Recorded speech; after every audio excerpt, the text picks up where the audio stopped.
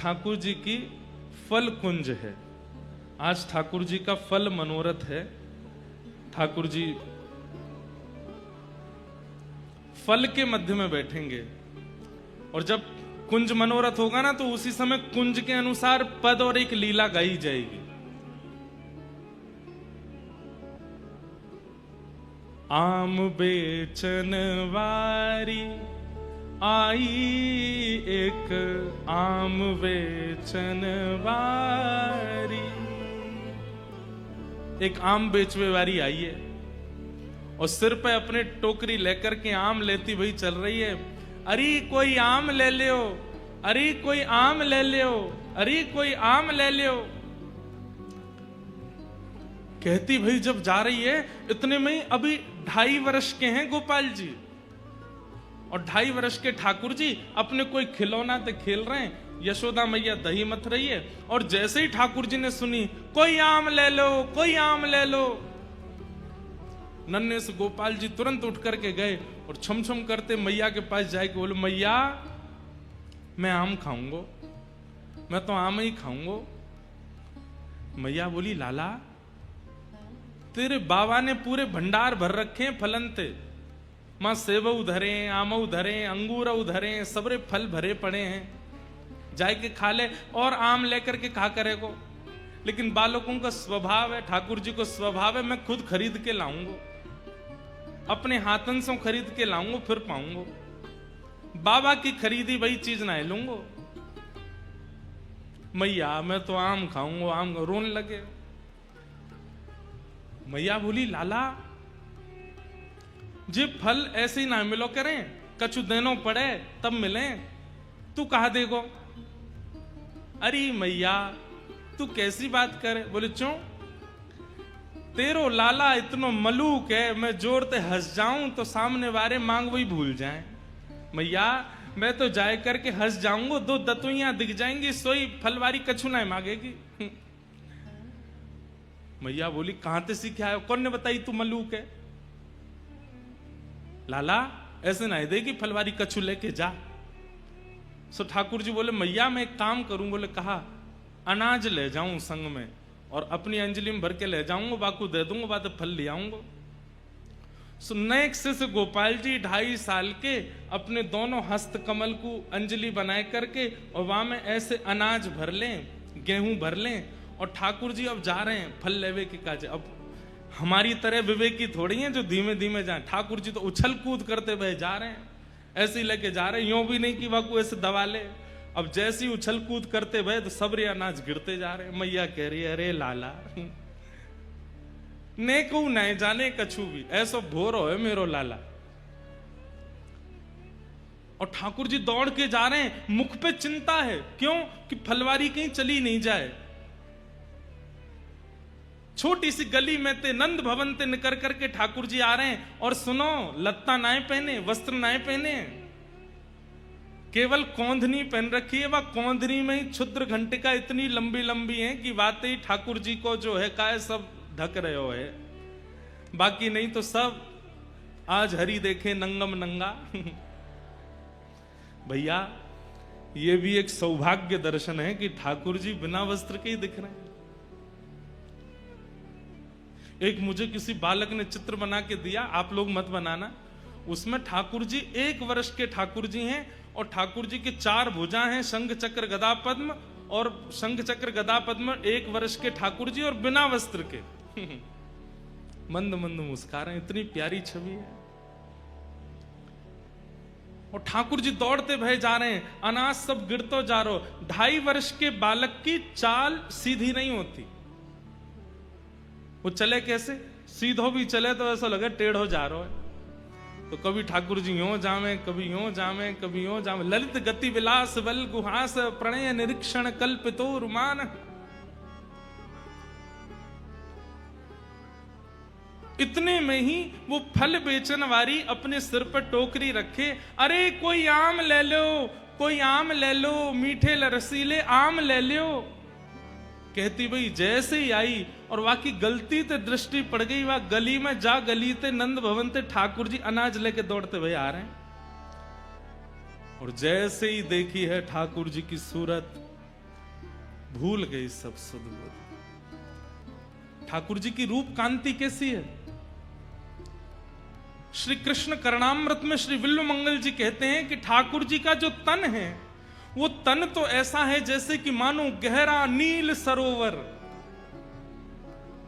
एक गहरा नील सरोवर, और उस गहरे नील सरोवर पर ये दो आंखें ऐसी हैं जैसे मानो दो कमल खिले हों, सबसे आकर्षक दो कमल हों। और कभी कभी ठाकुर जी दौड़ भाग करें तो ठाकुर जी के गाल भी गुलाबी गुलाबी है जाएं तो ऐसा लगे दो कमल ऊपर और दो कमल नीचे प्रकट है गए।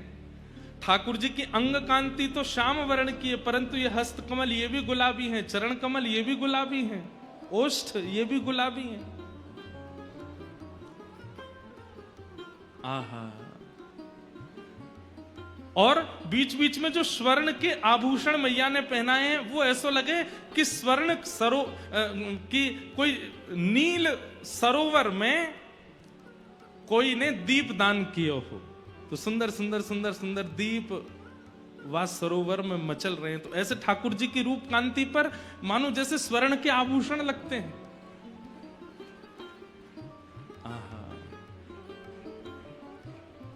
जैसे ही देखिए छवि वर्णन करते हैं, विक्रेतु कामाखिल गोप कन्या मुरारी पादार्पित चित्तवृत्ति दध्यादिकं हवशाद्यवोच्यत गोविंद दामोदर माधवेति। विक्रेतु कामा खिल गोप कन्या, एक गोप कन्या जो कि फल के विक्रय के लिए निकली है, लेकिन मुरारी पादार पितचित्त वृत्ति, मुरारी के श्री चरणार विंदों में जब उसने अपनी दृष्टि डाल करके देखा तो चित्त वृत्ति खो गई है। ठाकुर जी वहां के सामने आकर के खड़े है गए, अरे सुनो गोपी, मधुर स्वर जैसे कान में गए उसके सिर से तो टोकरी गिरने वाली है, जैसे तैसे संभालती है। कहो लालन मोकू आम दे दो। गोपी नीचे बैठ गई और जैसे टोकरी बगल में रख करके बोली, अच्छा आम चाहिए? बोला हाँ। पहले कछु देनो पड़ेगा तब आम मिलेंगे। ठाकुर जी बोले हाँ मैं लेके आया हूं। और जैसी अंजलि आगे करी सबरे अनाज गिर गए, एक अन्न को दानो पड़ो बस। ठाकुर जी कह रहे जे बच्चो है। अरे सबरे गोपी गिर गए रास्ता में, अब तुम याते जितनो मिल जाए उतनो दे दो। एक अन्न को दानो है और बाकू ठाकुर जी कह रहे हैं कि याते जितनो मिल जाएगो आम उतने दे दो। गोपी के नेत्र सजल हो गए, वो तो मुख कांति देख रही है, ठाकुर जी की मधुर बैन सुन रही है, नेत्रों में ही उसकी स्थिति है। गोपी बोली अच्छा या के बदले जितनों मिलेगा उतना दे दूं? बोले हाँ दे दो। गोपी ने कही लाओ दो। जैसे गोपी ने हाथ कियो, ठाकुर जी ने एक अन्न को दानो वा के हाथ में दियो, गोपी ने संभाल करके धर लियो। अब तो लेकर के महाराज एक आम हाथ में, दूसरो आम दूसरे हाथ में, दूसरो आम और दियो, तीसरो आम और दियो, 4-5 आम ठाकुर जी को पकड़ा दिए। ठाकुर जी ऐसे खड़े है गए, 4 आमन में ही ठाकुर जी तो भर गए, छोटे से हैं। बस गोपी इतना ही बहुत है। वो ना है तुमने जो दियो बातें तो और ज्यादा मिलेगा, लेके जानो पड़ेगा। ठाकुर जी बोले अब कैसे देगी? तो गोपी अपनी एक चुनरी उतार करके ठाकुर जी की कमर पे बांधे और वह कमर में कस के बांधी वही चुनरी में एक आम यहां खोस दियो, एक आगे खोस दियो, पीछे खोस दियो, ऐसे करके चारों तरफ आम खोस दिए कमर पे। आज ठाकुर जी ने आम की कोंदनी पहनी है। आम की कोंदनी पहन रखी है। वही चुनरी को नेक छोड़ बचो है तो वही हाथ पे बांध दिए, तो 1-2 आम यहां लगा दिए, दूसरी तरफ यहां पे 1-2 आम लगा दिए। चुनरी को एक छोड़ और फाड़ करके सिर पे बांधो, 2 आम यहां लगा दिए, एक आगे एक पीछे लगा दियो। ठाकुर जी बोले अब तो मैं गिर जाऊंगा, इतना भारी है गयो। गोपी बोली अब जाओ। अब ठाकुर जी ने ऐसे आम भर रखे हैं, सिर पे भी आम लग रहे हैं, यहाँ पे आम फंसे हुए हैं, यहाँ पे आम लगे। अब ठाकुर जी जब चले तो ऐसे चल रहे हैं कोई गिर नहीं जाए। कहीं कहीं कोई आम ज्यादा दब गया तो वहां में ते रस निकल करके आ रहा हो, वो ठाकुर जी को स्नान करा रहा है। और ठाकुर जी ज्यों ज्यों पग बढ़ा के चलते जा रहे हैं, त्यों त्यों वो गोपी निहाल लेती जा रही है। मन में इच्छा है रही है कि ये जाए ना, ऐसे ही देखत रहूं तो मैं जन्म सफल कर मानूं, मैं ऐसे ही देखती रहूं इनको।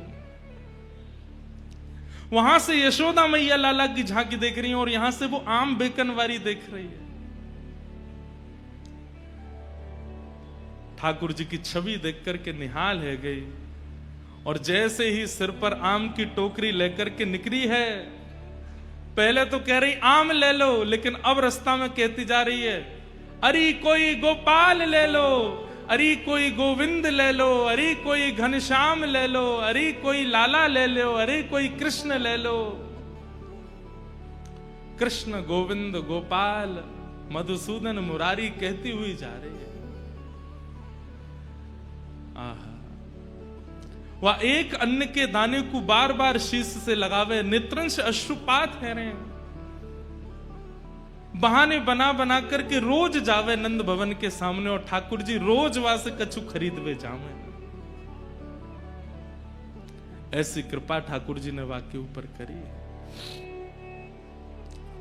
विक्रेतु कामा खेल गोप कन्या, मुरारी पादार्पित चित्त वृत्ति, दध्यादिकं मोहवशाद्य वोच्य, गोविंद दामोदर माधवेति।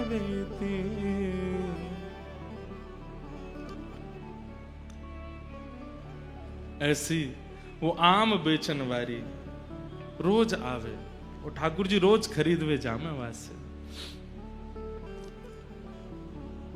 आज वही लीला यहां पर प्रकट होगी। अब ये लीला हमने बोल दी तो या को मतलब गिरधर लाल जी ने ये लीला कर ली। अब यहां शाम को उसी लीला का दर्शन होगा। फल कुंज है और फल के कुंज में ये सबरे फल जो यहाँ आएंगे ये यही मानो है, दर्शन करके ये सब खरीद के लाए ठाकुर जी। हमारे लाल जी तो इतने से और हैं, आम भी बड़ो है उनते कैसे खरीद के लाए होंगे। और वो फिर जा को मिल जाएंगे, बस उनको ले जाइयो। वहां के छिलका गुठली को कोई ऐसी जगह अपने घर में कोई बढ़िया जमीन में गाड़ करके धर दियो, वहां को प्रणाम करियो, लाल जी ने प्रदान किया। तो आज ठाकुर जी की फल कुंज है, जो फल ठाकुर जी स्वयं खरीद के लाए।